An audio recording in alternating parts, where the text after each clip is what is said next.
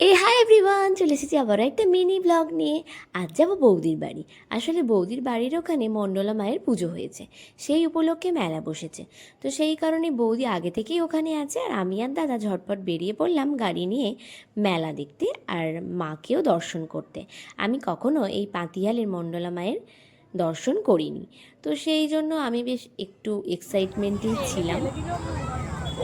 এই পুকুরের ওপারেই হচ্ছে মায়ের মন্দির, আর এখান থেকেই মেলা বসে গেছে। আমরা যদিও আগে বৌদির বাড়ি গিয়ে গাড়ি রেখে বৌদি, আমি আর রিম্পা বেরিয়েছি মেলার উদ্দেশ্যে। চলো বরং মেলা পরে ঘোরা যাবে, আগে মায়ের দর্শনটা করে আসি।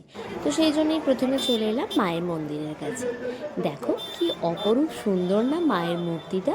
আমি প্রথমবারের জন্য এসেছি, সত্যি বেশ ভালো লাগছে। আমার অনেক দিনের ইচ্ছা ছিল একবার মায়ের দর্শন করব, তো এই সুযোগে আমার দর্শনও হয়ে গেল। তারপরেই আমরা চলে গেলাম মেলার ভেতরে।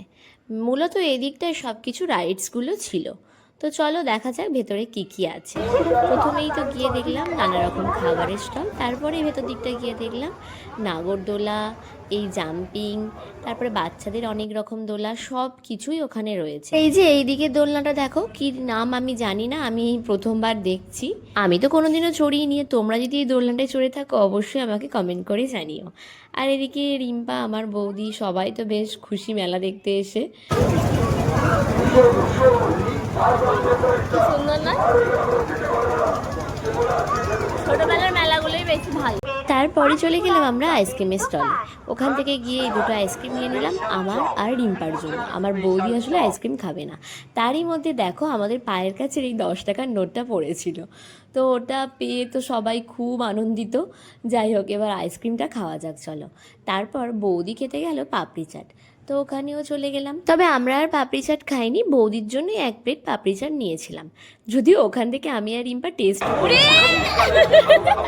তারপর টুকটাক কেনাকাটা করে আবার মন্দিরের সামনে চলে এলাম। এখন বেশ মন্দিরটা ফাঁকা, মাকে বেশ শান্তি মনে দেখা যাচ্ছে। তো মাকে আবার প্রণাম করে চলে এলাম বৌদির বাড়ি। যেহেতু আমাদেরকে আবার আজকে ফিরতে হবে, তাই একেবারে ডিনারটা ওখানেই সেরে নিলাম। লুচি, খাসির মাংস আর আলু ভাজা। তারপরে রিম্পার কাণ্ড দেখো, ও নাইটি পরেছে বলে আমাকে ভিডিও তুলতে দেবে না, আর এদিকে অঙ্কিত তো গেম খেলতেই ব্যস্ত। আর যাই হোক, আমাদেরকে তো এবার বেরোতে হবে, তো বেরিয়ে চলে এলাম বাড়ির উদ্দেশ্যে। আর এখন তো আমরা প্রায় বাড়ির কাছে চলেই এসেছি। বৌদি আমাদের সাথে আসেনি, ও কদিন থাকবে, আমি আর দাদাই চলে এলাম।